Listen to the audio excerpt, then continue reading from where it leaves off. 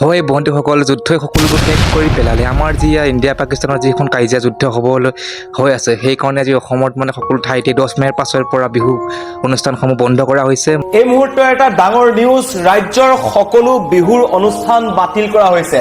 সমগ্ৰ দেশত এতিয়া যুদ্ধৰ পৰিস্থিতি। মুখ্যমন্ত্ৰী ডক্টৰ হিমন্ত বিশ্ব শৰ্মাই একযোগে এই কথা ঘোষণা কৰিছে যে 10 মে'ৰ পৰা অৰ্থাৎ কাইলৈৰ পৰা সকলো বিহুৰ অনুষ্ঠান বাতিল কৰি দিয়া হৈছে।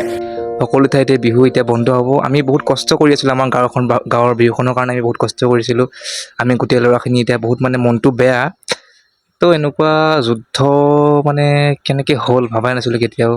আৰু শুনিছোঁ ইনষ্টাগ্ৰামো বেন হ'ব, ফেচবুকো বেন হ'ব। যদি সেই বেন হৈ যায় পূৰা ফাটি যাব আৰু দেই। কষ্টবিলাক এনেই যাব চবৰে। মোৰো একাউণ্ট আছে, তো এনেই যাব আৰু কষ্টবিলাক। আৰু তাৰ বাহিৰে শুনিছোঁ আইটেম বম মানে কি তেওঁলোকে পেলাম বুলি ভাবি আছে। যদিহে পেলাই দিয়ে চেছে আৰু চেছ, বিয়া বাৰু পতা নাই, এতিয়া চব ফিনিছ হৈ যাব দেই। কি হ'ব মানে আৰু। তো বিহুটো বিহুৱে, বিহু চাবতো নাপামেই, পাতিবও নাপাওঁ, খতম, এভৰিথিং ইজ ফিনিছ।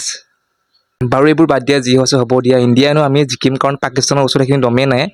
আৰু বাকী মোৰ এই চেনেলটোত আপোনালোকে প্ৰেংক ভিডিঅ'ছ পাই থাকিব। তো চাবলৈ হ'লে মোৰ চেনেলটো ছাবস্ক্ৰাইব কৰি ৰাখিব দেই। Bye bye.